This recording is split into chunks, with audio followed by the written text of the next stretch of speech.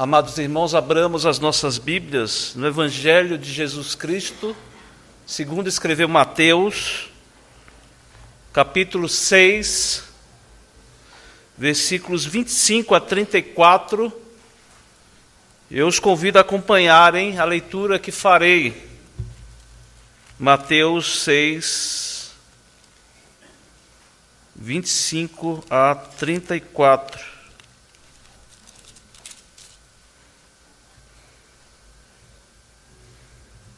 Texto bíblico conhecido da igreja, leiamos, peço aos irmãos que acompanhem a leitura. Diz assim a palavra do nosso Deus: Por isso vos digo, não andeis ansiosos pela vossa vida, quanto ao que haveis de comer ou beber, nem pelo vosso corpo, quanto ao que haveis de vestir. Não é a vida mais do que o alimento, e o corpo mais do que as vestes? Observai as aves do céu, não semeiam, não colhem, nem ajuntam em celeiros, contudo vosso Pai Celeste as sustenta. Porventura não valeis vós muito mais do que as aves? Qual de vós, por ansioso que esteja, pode acrescentar um côvado ao curso da sua vida? E por que andais ansiosos quanto ao vestuário? Considerai como crescem os lírios do campo. Eles não trabalham nem fiam. Eu, contudo, vos afirmo que nem Salomão, em toda a sua glória, se vestiu como qualquer deles. Ora, se Deus veste assim a erva do campo, que hoje existe e amanhã é lançada no forno, quanto mais a vós outros, homens de pequena fé. Portanto, não vos inquieteis dizendo: que comeremos, que beberemos, ou com que nos vestiremos? Porque os gentios é que procuram todas estas coisas. Pois vosso Pai Celeste sabe que necessitais de todas elas. Buscai, pois, em primeiro lugar o seu reino e a sua justiça, e todas essas coisas vos serão acrescentadas. Portanto, não vos inquieteis com o dia de amanhã, pois o amanhã trará os seus cuidados. Basta ao dia o seu próprio mal. Amados irmãos, existem nas Sagradas Escrituras textos que falam da nossa dependência de Deus. No Salmo 127, por exemplo, que muitos usam para falar da família, ele diz o seguinte: inútil vos será levantar de madrugada, repousar tarde, comer o pão que penosamente granjeaste. Aos seus amados ele os dá enquanto dormem. O texto diz aqui que o que você precisa, Deus te dá enquanto você dorme. É verdade que existem várias implicações aqui. Calvino tratando da ansiedade, mas também da providência de Deus. Ele faz um comentário, ele faz um estudo acerca dessas duas coisas, e nós não podemos aqui nessa noite separá-las. Nós vamos falar da ansiedade, mas também da providência de Deus. Calvino tratando sobre isso, ele vai dizer: mas quando essa luz da providência divina, uma vez tenha refletido no homem piedoso, já não está apenas aliviado e libertado da extrema ansiedade e do temor que era antes oprimido, mas ainda de toda a preocupação. Pois, assim como com razão se arrepia de pavor da sorte, também assim ousa entregar-se a Deus com plena segurança. Irmãos, quando nós tememos a Deus, nós reconhecemos as suas promessas, dependemos dele, da sua graça, nessa caminhada longa, nessa caminhada que nós empreendemos aqui nesse mundo, nós recebemos das mãos de Deus uma vida vivida com paz, com alegria. Algo bem diferente daquilo que experimentamos hoje de uma forma geral. Hoje nós sabemos que vivemos num mundo cheio de ansiedade. Vivemos num mundo cheio de angústias, dificuldades. Sabemos do desemprego que assola o nosso país, a ausência das pessoas, egoísmo, essa preocupação apenas com as suas próprias coisas, o egoísmo predominando, pessoas distantes umas das outras. Muitas pessoas, irmãos, sem paz no coração, angustiadas, desesperançosas. Isso é o que caracteriza o período, a época em que nós vivemos. Um mundo cheio de ansiedade, porque eu e você temos ansiedade. Eu e você temos ansiedade porque nós somos pecadores. Nós somos pecadores. O apóstolo Paulo, falando da sua suficiência, ele afirma de forma enfática que a sua suficiência vem de Cristo Jesus. E ele, em determinado momento, fala que Deus colocou na sua vida um espinho na carne. Nós não sabemos o que é isso, mas pela forma como ele fala, era algo tão sério que era como se Satanás esbofeteasse a sua cara. Mas ele, depois de ter pedido a Deus que tirasse esse espinho, ele afirma que a graça de Deus era suficiente na sua vida.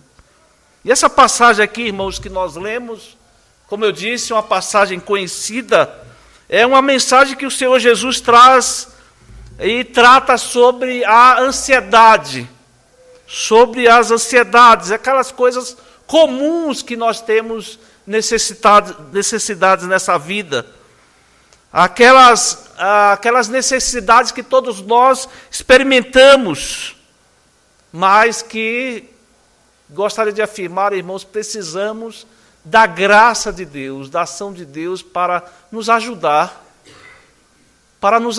nesses momentos de ansiedade.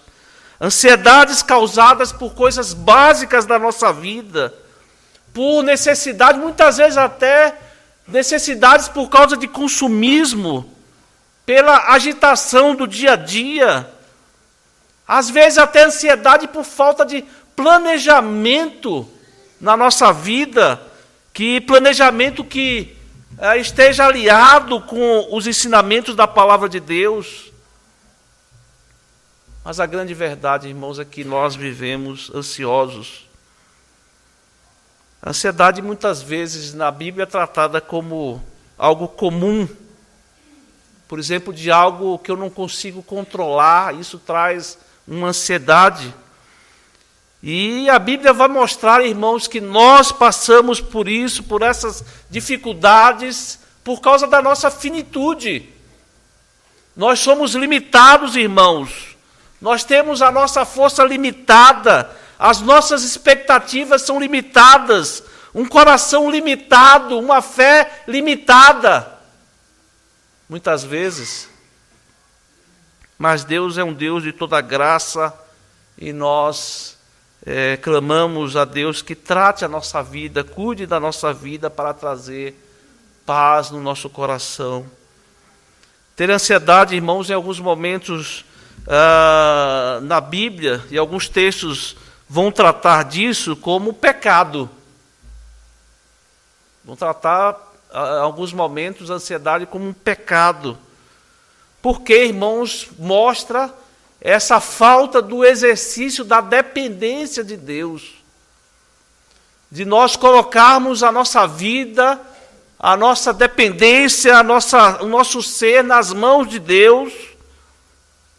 E é pecado quando nós não cremos que Deus irá suprir as nossas necessidades, irá suprir aquelas coisas que nós precisamos. É por isso que o Senhor Jesus, ele diz aqui, fala nesse texto, não vos inquieteis, Não andem cheios de ansiedade, perguntando: que comeremos? Que beberemos? Ou com que vestiremos? E o texto aqui continua dizendo: isso é coisa de gentio. Isso é coisa de gentio, é atitude de gentios. Aqueles que não creem em Deus, aqueles que não confiam em Deus, porque Deus sabe das suas necessidades.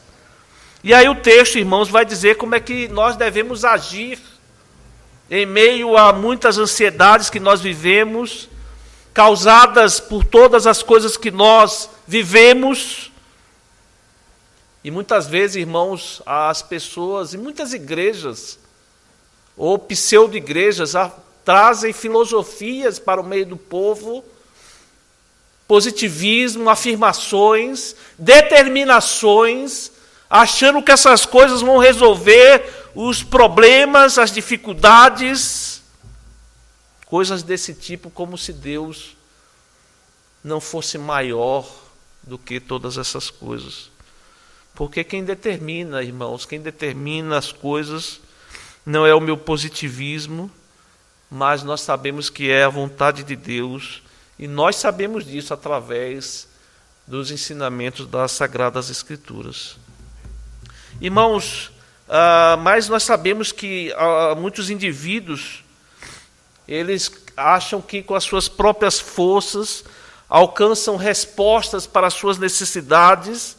E nós, volto a enfatizar, irmãos, nós vivemos nesse mundo elétrico, nesse mundo rápido, nesse mundo que corre com rapidez, e muitas vezes, irmãos, nós entramos nessa, eu preciso comprar, eu preciso vestir, eu preciso cumprir metas, eu preciso responder às chamadas do meu celular, eu preciso responder às mensagens do meu celular.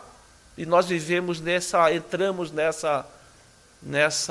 nesse mundo rápido, veloz, que nos traga. E o Senhor Jesus aqui nesse texto, irmãos, trata de uma sequência de assuntos aqui. E todos têm a ver aqui com valores. Jesus vai tratar aqui sobre valores. E vai enfatizar aqui em determinado momento em que, por mais que eu consiga regimentar, acumular tesouros aqui na terra, o texto, numa passagem anterior, vai dizer que esses tesouros vão ser corroídos. Esses tesouros vão ser corroídos, a ferrugem vai corroer todos esses tesouros da terra. E o tesouro que vale mesmo, irmãos, é o tesouro do céu, porque essas coisas elas se perdem. E fala sobre o trabalho, fala sobre as riquezas. Então o Senhor Jesus aqui, ele vai dizer que existem aqueles que perderam a noção dos valores, dos verdadeiros valores, de como Deus age suprindo todas as nossas necessidades, mesmo nessa vida limitada, nessa vida de pecados, pelas nossas incapacidades. E Deus faz isso, irmãos, sabe para quê? Para que nós voltemos os nossos olhos para Deus. E reconheçamos que Ele é Pai que supre todas as coisas, que Ele cuida de nós. Mas como vencer essas ansiedades, irmãos? Como vencer essas ansiedades? E eu quero aqui trazer para os irmãos, o Senhor Jesus, Ele vai nos ensinar nesse texto algumas coisas para que nós vejamos como vencer essas ansiedades. E a primeira coisa aqui que nós vemos, irmãos, é reconhecer os valores corretos das coisas e de nós mesmos. Nós precisamos reconhecer os valores das coisas e de nós mesmos. Veja o que Jesus diz: não é a vida mais do que o alimento? Não é o corpo mais do que as vestes?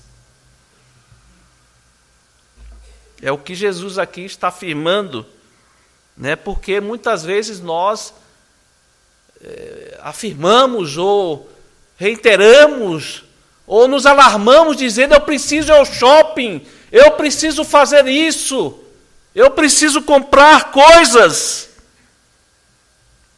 E muitas vezes, irmãos, estamos mais preocupados com coisas do que nós mesmos. Mais preocupados com coisas do que com irmãos, com família, com irmãos da igreja. E é exatamente isso que o Senhor Jesus está nos alertando. Veja que a vida, nós precisamos entender essa questão da vida. Né? Quando Jesus diz, não é a vida, mas...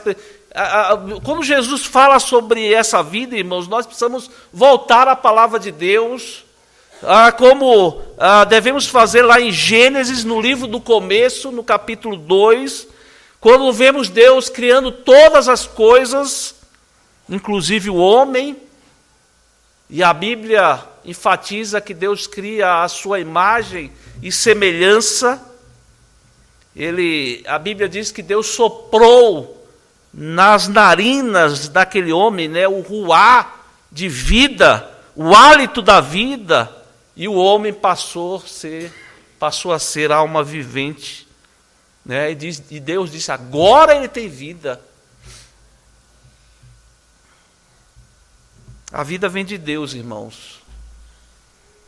E eu enfatizei no começo esse privilégio, irmãos, que nós temos hoje de estarmos juntos aqui nessa noite, de louvarmos a Deus, de agradecermos por todas as coisas, irmãos, tantas coisas temos a agradecer ao Senhor. E hoje, como foi enfatizado, 50 anos do coral. E tantas coisas, irmãos, nós não deixamos de reconhecer a graça de Deus nas pequenas coisas. Deixamos de reconhecer a graça de Deus, a ação mantenedora de Deus em todos os nossos momentos. E aí entramos nessa corrida da vida e ficamos ansiosos por coisas, e por vestimentas, e por comida, e não valorizamos aquilo que deve ser valorizado na nossa vida. Mas a palavra de Deus, irmãos, fala de outra vida também. E tem a ver com essa relação com Deus que nós temos. Esse conhecimento de Deus, essa graça que atingiu o nosso peito, que atingiu o nosso coração e transformou a nossa vida. E que está também desde Gênesis lá, a promessa que Deus deu de nos trazer a redenção em Cristo Jesus. Aquele que pisaria a cabeça da serpente. Aquele que nos redimiria dessa vida onde o caminho seria o inferno, a condenação eterna. E lá desde Gênesis, no capítulo 3, versículo 15, essa promessa da salvação do homem. Porque o homem estava separado de Deus. O homem estava morto.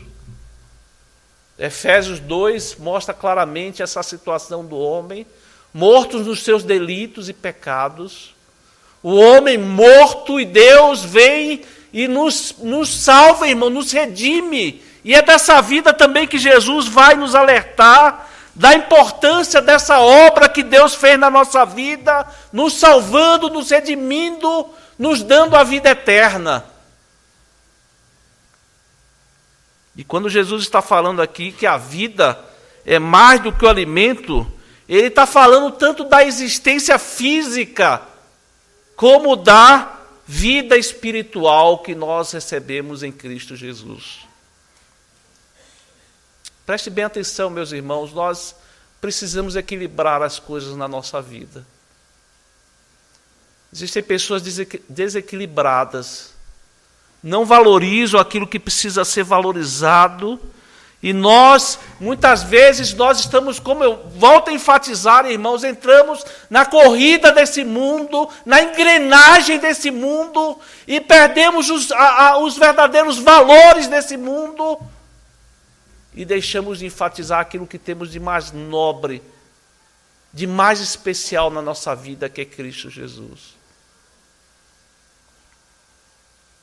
Tem coisas que parecem ter o mesmo valor, mas a própria palavra de Deus afirma que algumas coisas valem mais do que outras. Por exemplo, questão de amizade, né? Todos aqui têm amigos, né? Todos temos amigos. Mas a Bíblia afirma, irmãos, que existem amigos mais do que irmãos.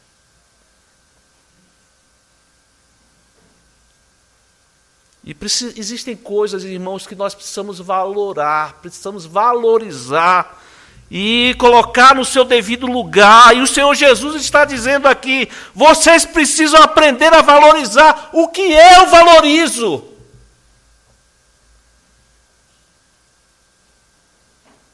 Vocês precisam voltar para a palavra de Deus, para as Escrituras, e valorizar o que eu valorizo. É isso que Jesus nos chama a atenção. E Jesus está dizendo: olha, quando vocês começam a perguntar sobre coisas, eu respondo a vocês sobre coisas muito mais importantes. Vocês estão preocupados com comida. Eu estou preocupado com a sua alma. Coisa que tem muito mais valor do que alimento, do que aquilo que você come ou aquilo que você bebe. É isso que Jesus faz aqui, irmãos, nos alertando, nos desafiando a olhar para a palavra de Deus e valorizar aquilo que precisa ser valorizado na nossa vida.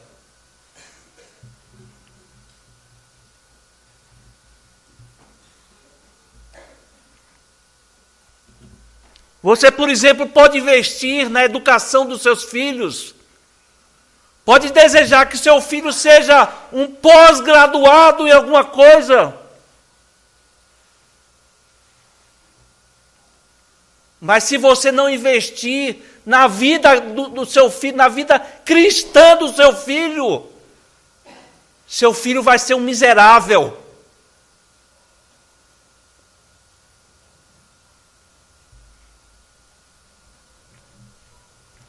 Esse é o primeiro ensinamento aqui, irmãos, que Jesus nos traz. Porque muitas vezes nós passamos a vida correndo atrás de vento. Correndo atrás de vento, não valorizamos aquilo que precisa ser valorizado.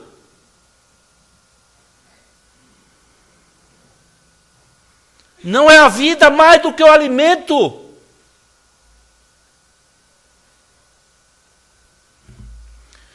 O segundo ensinamento aqui, irmãos, que nós vemos que Jesus nos traz, é sobre o reconhecimento do cuidado de Deus. Reconhecermos o cuidado de Deus. E existe algo, irmãos, que é chamado de fé verdadeira. Fé verdadeira. Porque se existe fé verdadeira, é porque existe fé falsa.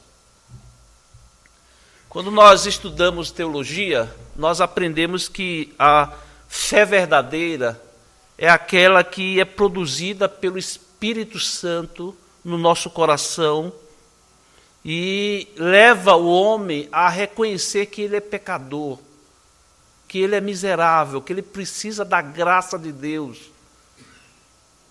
E somente Deus, através de Cristo Jesus, somente o sangue de Cristo Jesus pode nos salvar, pode nos redimir e nos trazer a vida eterna. Isso é fé verdadeira, irmãos.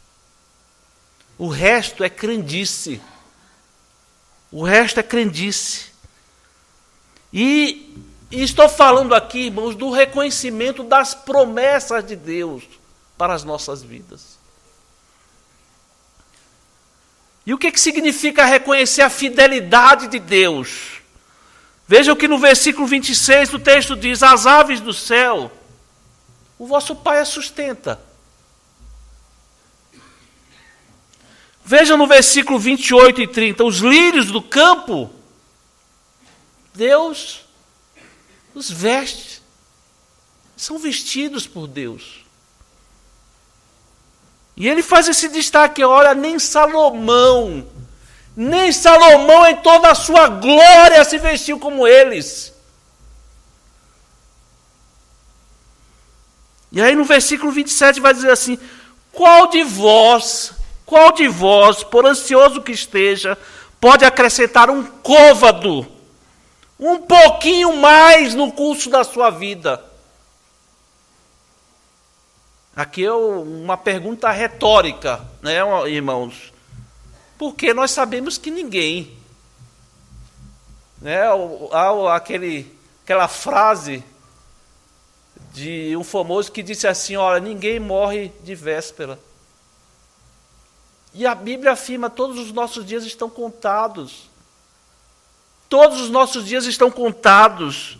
Ninguém tem banco de horas, acrescenta horas na sua vida por coisas boas que você faz na sua vida. Os nossos dias estão contados. E aí Jesus Cristo vai dizer assim, ora, se Deus veste assim a erva do campo, que existe hoje, amanhã ela é lançada no forno para virar cinza, quanto mais a vós, homens de pequena fé. É uma comparação que ele faz aqui. Porque, irmãos, quando nós não reconhecemos que nós somos criados à imagem de Deus, à imagem e semelhança de Deus, que nós somos a criação. Hoje nós vivemos tempos difíceis, irmãos. Esses dias estávamos em família andando, e nós estávamos olhando a cidade, quantos pet shops, onde nós vamos, pet shops para todo lugar. Os animais estão sendo mais cuidados, estão muito melhores cuidados do que nós, irmãos. As pessoas estão valorizando mais os animais do que o próximo. Mas Deus não, irmãos. Deus não. É por isso que Jesus faz aqui, olha, se Deus veste assim a erva do campo que hoje existe, amanhã é lançada no forno e vira cinza. Quanto mais vocês que são filhos de Deus, vocês que são redimidos, vocês que são filhos do Pai eterno.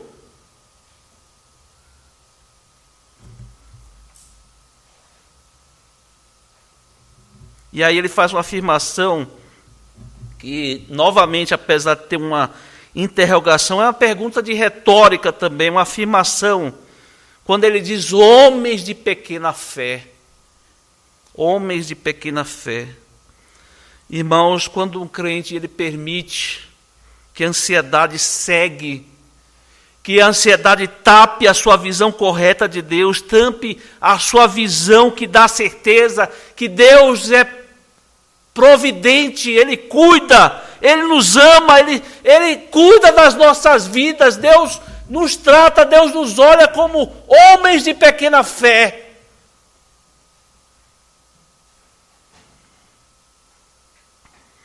É verdade, irmãos, que não é a minha fé que determina a graça de Deus, mas é minha fé que confia, me leva a confiar na graça constante de Deus na minha vida. Aliás, irmãos, aqui mesmo, no capítulo 7 do Evangelho de Mateus, Jesus vai mostrar a diferença do incrédulo e do crente. Essa palavra hoje em dia não é muito usada, né, irmãos? Crente já foi mais. E eu gosto daquele texto de quando Jesus chega para Tomé e diz assim: Tomé, não seja incrédulo, seja crente. Mas aqui Jesus vai tratar no Sermão do Monte essa diferença do crente e do incrédulo, do ímpio. Quando ele diz assim: todo aquele, pois, que ouve as minhas palavras e as pratica, será comparado a um homem prudente que edificou a sua casa sobre a rocha. E caiu a chuva, vieram as intempéries, vieram as tribulações, vieram as dificuldades e com ímpeto deram contra aquela casa que não caiu, porque fora edificada sobre a rocha. E todo aquele que ouve estas minhas palavras e não as pratica será comparado a um homem insensato. A um homem insensato, ele diz que vem as mesmas dificuldades, porque nós sofremos as mesmas dificuldades que os ímpios. E vem as dificuldades, e vem as intempéries. Mas o insensato edificou a sua casa sobre a areia, e as intempéries deram com ímpeto contra aquela casa, e ela desabou, sendo grande a sua ruína. Essa é a diferença, irmãos. Ouvir a palavra e praticá-la. Saber, irmãos, que Deus fez uma aliança conosco. Saber, irmãos, que Deus cuida de nós.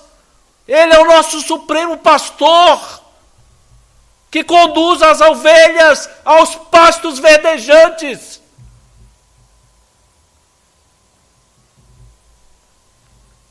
E se nós não confiarmos, se nós não colocarmos a nossa confiança em Deus, nós seremos advertidos, como foram os discípulos aqui, como homens de pequena fé.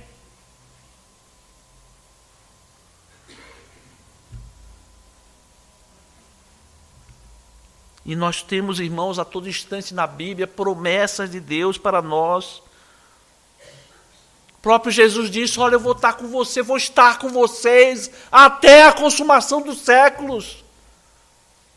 O Senhor Deus prometeu e fez, como faz em todas as coisas, em todas as suas promessas, derramar o Espírito Santo que nos consola a cada instante.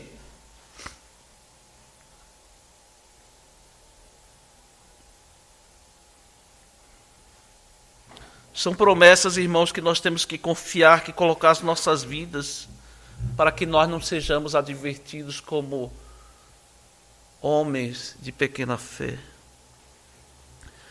O terceiro ensinamento aqui, irmãos, é que nós devemos reconhecer essa verdade diante das ansiedades. Confiar, irmãos, colocar, enfatizar. Por isso que Jesus aqui no versículo 33, ele vai dizer, buscai, pois, em primeiro lugar o seu reino e a sua justiça, e todas essas coisas vos serão acrescentadas.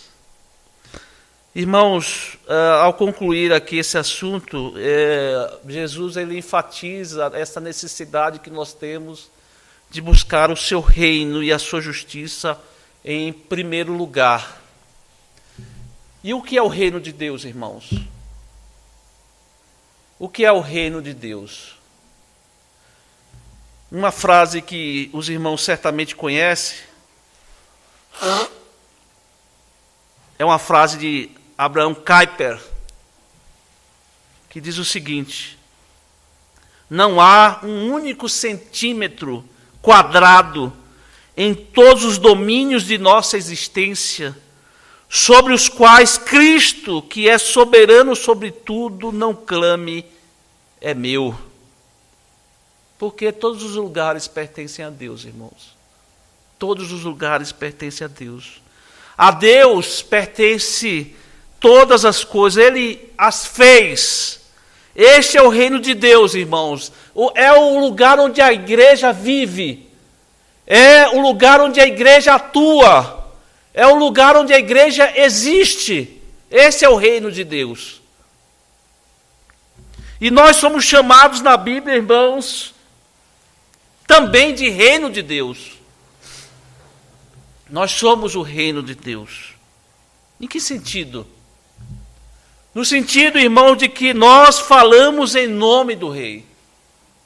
Nós somos embaixadores, como Paulo afirma lá na sua carta aos Coríntios, nós somos embaixadores do Rei, como se nós falássemos em nome de Cristo Jesus. Nós proclamamos o seu poder, nós proclamamos a sua graça, a sua salvação. E quando o texto diz aqui, irmãos, que nós devemos procurar o reino de Deus, procurar o seu reino, a sua justiça, está dizendo aqui que eu devo buscar as coisas que Deus deseja. Eu devo buscar as coisas que Deus deseja. É o que está dizendo aqui. Eu não posso viver contrariando o rei.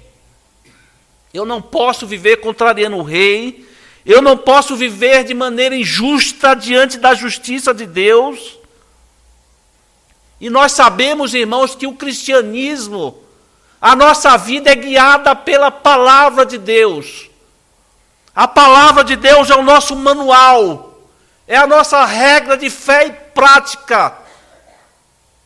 E eu não posso viver contrariando, eu não posso ir contra essa palavra, porque quando eu vou contra essa palavra, eu vou contra o reino de Deus.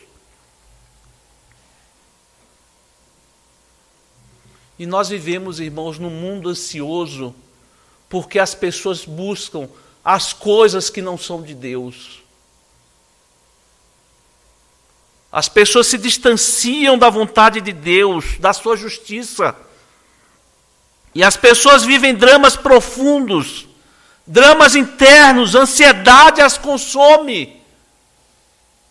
E o que Jesus está trazendo de maneira prática aqui, irmãos, é como nós podemos resolver essas questões da vida cotidiana, essas coisas práticas.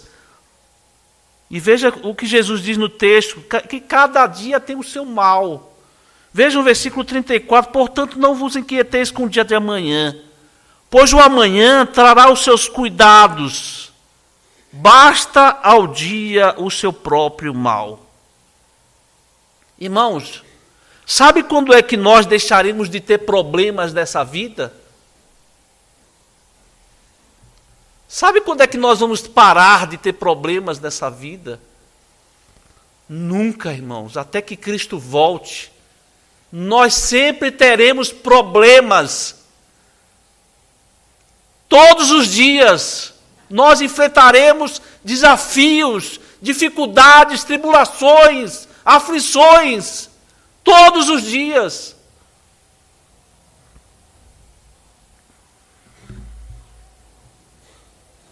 Então aprenda a dar valor às coisas corretas. Aprenda a dar valor nas coisas que devem ser valoradas. Trate as coisas conforme a sabedoria de Deus.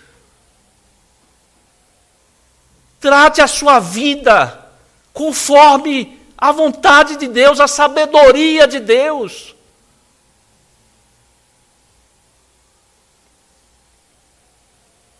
O Senhor Jesus mesmo disse: deixo-vos a paz. A minha paz vos dou. Não vou lá dou como o mundo a dá. Não se turbe o vosso coração, nem se atemorize. Eu não sei como é que está o seu coração nessa noite. Eu não sei se você conhece, você que está aqui entre nós, conhece a graça, Cristo Jesus, porque a palavra, ela clama no seu coração para que você conheça Cristo, conheça profundamente Cristo Jesus. Porque nós precisamos crer no Deus único e verdadeiro, o Pai Celeste, Abba, o nosso Pai Celeste, que nos deu o seu Filho por causa do seu grande amor com que nos amou. E você crendo, Ele vai perdoar todos os seus pecados. Você será perdoado dos seus pecados e terá vida eterna com Deus. Mas enquanto você estiver aqui nessa vida, enquanto você estiver aqui nessa caminhada que nós empreendemos aqui nesse mundo, Ele também nos promete paz. Reconciliados, pois, temos paz com Deus. Romanos 5. Ele nos promete paz. Mas veja que ele não nos promete somente a paz. Ele promete também, como o próprio Romanos 5 afirma, ele promete nos gloriarmos das nossas próprias tribulações. E ele nos promete também, dessa tribulação, produzir perseverança. Perseverança nessa caminhada, que produz, por sua vez, experiência, que produz, por sua vez, esperança. Uma esperança que não confunde, não traz confusão para a sua mente, mas uma esperança que deixa claro o grande amor de Deus nos nossos corações. Amor que tira de nós o medo, produz uma vida sem ansiedade sobre as coisas cotidianas, coisas do nosso dia a dia. E é tempo, irmãos, de nós nos acalmarmos, colocarmos a nossa vida nas mãos de Cristo, nos lançarmos confiando em Cristo, acalmando o nosso coração, pedindo misericórdia a Deus das nossas dificuldades. Porque, como afirma aqui a Bíblia, Deus conhece tudo aquilo que nós precisamos. Tudo aquilo que nós precisamos. Eu quero encerrar, irmãos, contando uma ilustração que conta sobre um jovem que estava no seu escritório. Estava lá com um fone no ouvido, trabalhando até tarde. E, de repente, ele terminou o seu trabalho, fechou lá a gaveta, desligou o computador e foi saindo do seu escritório no prédio. E de repente ele vai saindo e vai no elevador e vê que está esfumaçando lá, saindo fumaça. E ele vê que o prédio está pegando fogo. Ele vai para a escada e a escada também sobe fogo e fumaça.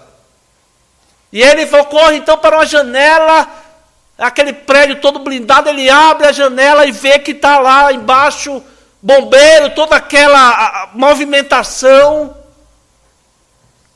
E o bombeiro gritando: pula! Pula que o prédio está pegando fogo!